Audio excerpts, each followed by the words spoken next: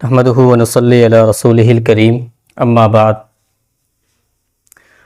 فاعوذ باللہ من الشیطان الرجیم بسم اللہ الرحمن الرحیم یا ایہا الذین آمنوا کتب علیکم الصیام کما کتب علی الذین من قبلکم لعلکم تتقون صدق اللہ العظیم۔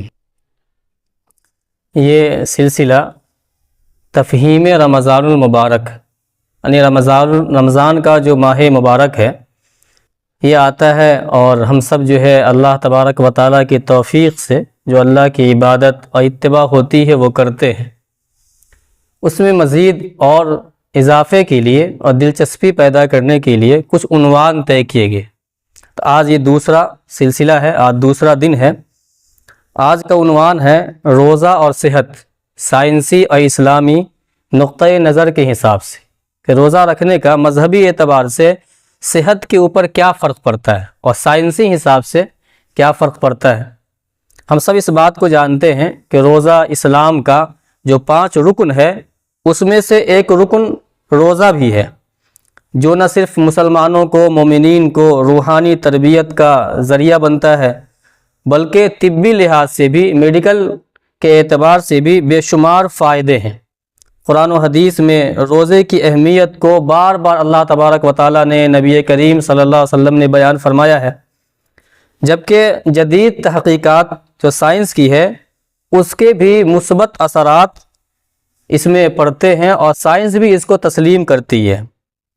تو اس لیے آج ہم جو ہے روزے کی اسلامی اور سائنسی جو تحقیق ہے اس کو سمجھنے کی کوشش کریں گے۔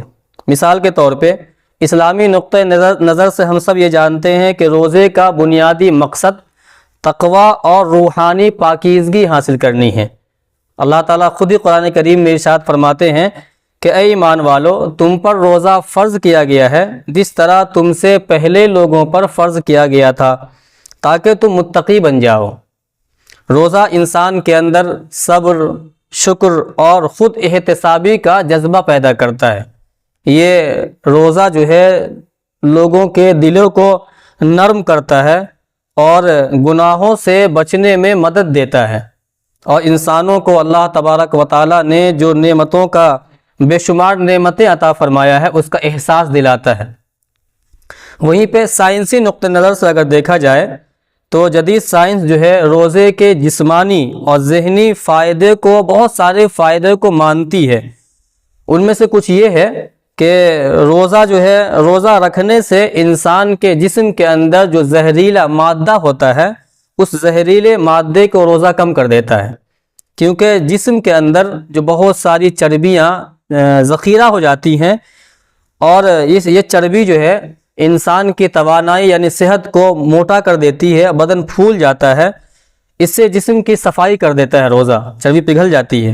دوسرا اس کا فائدہ ہے کہ مسلسل کھانے پینے سے معدہ اور جگر کے اوپر دباؤ پڑتا ہے، جبکہ روزہ رکھنے سے یہ تمام چیزیں جو ہیں، جو جگر ہیں اور معدہ ہے، ان کو آرام ملتا ہے، جس سے ہاضمہ کا جو نظام ہے وہ درست ہو جاتا ہے۔